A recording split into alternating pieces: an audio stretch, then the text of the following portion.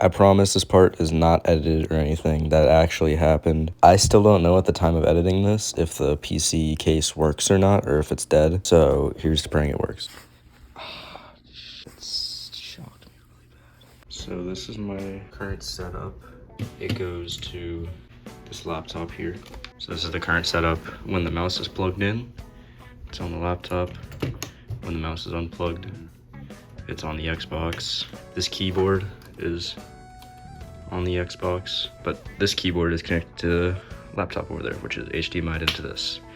So it's like a 2-system setup. I got 2 keyboards, I got this. So it's time to turn this into a 1-system setup by actually making a computer. So here's me setting up my like little work area. All right. We're going with the Ryzen 5 5600X 5000 series. 5600X. Here it is. Oof. That is scary. This is the corner with the less pins, and that's the corner. Okay, first things first.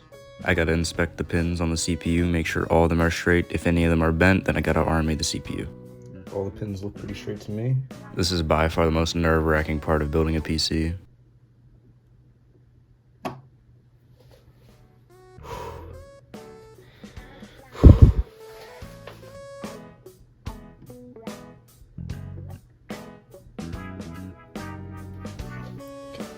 I think I did it right. DIMM installation. Guessing we want to go the ones further away from the CPU, right? Got 2 8GB sticks of Corsair Vengeance LPX 3600 DDR4 RAM. I explain all my choices and compare them to others in part 2. So make sure you subscribe so you can catch that. Thank God these face away from the PCB, because this yellow thing is kind of ugly in my opinion. Or face away from the CPU, or face into the CPU. Cannot forget. Something that people never realize with these is that there's actually a plastic bit on it, and we can get a little peel on that. Whew. Whew.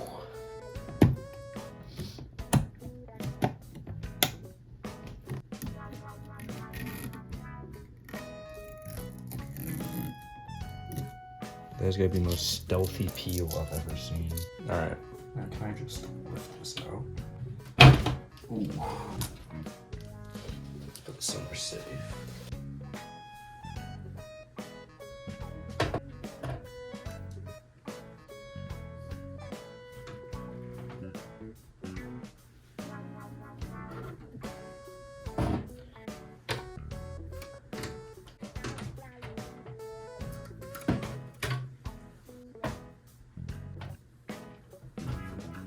There we go.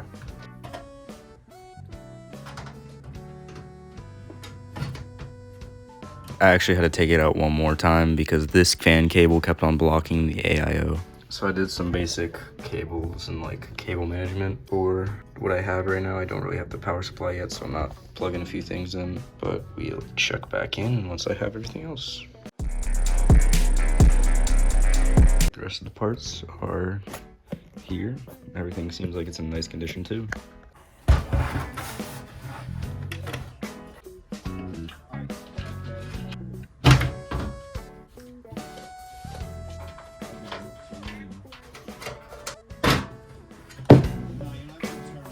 Alright, so first things first, I'm gonna get this hard drive in here.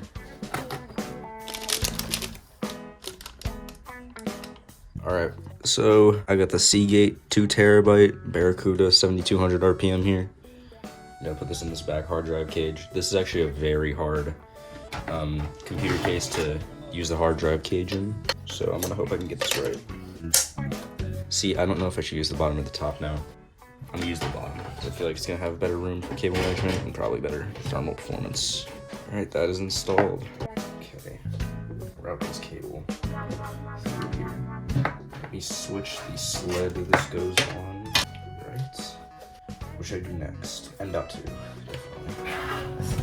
Definitely. I don't know why they use thread locker on these. Samsung 970 Evo Plus 1TB SSD. Alright. So now I gotta find the screw. All my keyboard screwing skills just went into place right there, I swear. All right, so something I forgot to do when I was helping my friend build his PC about a month ago is there's a peel on the bottom of this heatsink. I forgot to do that, so his SSD is probably like still stuck to that to this day. Or no, is it upside down? Oh no, it is. Damn, that shit is sticky. Okay, now what? Ooh, CPU cooler, definitely. We got the Noctua NHU 12S Chromax Black. Love how these look. Love how they sound, because there's no sound. And love how they perform.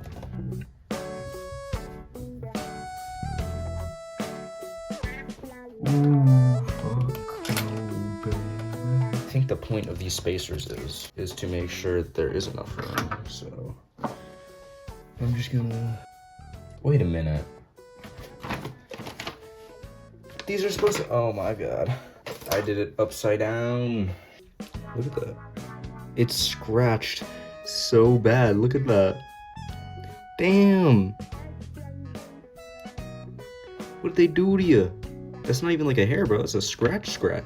R.I.P. the homie. Here, I'll put it like down here in like the corner of the case. There we go. Maybe I need to like, there's thermal paste in there, but it's like dried, so I'm just gonna do this. There we go. Perfect thermal solution application. On camera, it looks like a lot more than it is, I promise you. All right, back to the guide. I'm pretty sure you want to torque this one down really hard.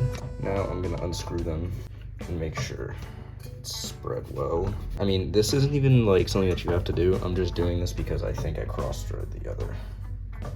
And I think I might be... It might have hardly even touched the CPU. Yeah, like look at that. There's like zero coverage on the middle there. You could see how reflective it is. This CPU would be so fucked if I kept it like that.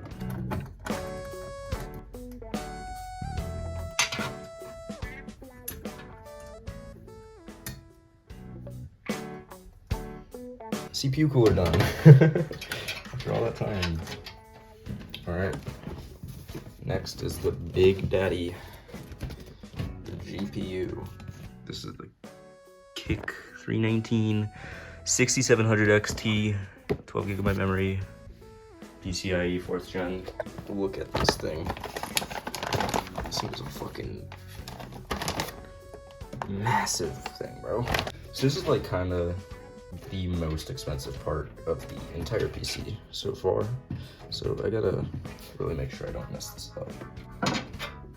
So I have to move out two of these here panel things, or two of these bracket panel type deals, in order to fit the GPU into this PCIe slot, or as Linus Tech Tips would call it, the PCI Express slot. All right, push that back. This thing has got a massive peel on it, which can't wait to do. It's got a few of them, honestly. Actually, this is gonna be a lot easier to do before I install it. God, they made this shit rough as hell to do. This is the most unsatisfying peel of my life, dude. I'm gonna be honest. This is so sticky and like stretchy. It's like so frustrating. Look at it. This is like those paper stickers, bro. I hate this so much. How you gonna mess up a peel, bro? Are there peels on the fan? Yes. Whew. I guess I should do the back too, because this is also gonna be pretty hard to get. Definitely here. Fuck yeah. Take off this PCIe cover. Now we have to line this up.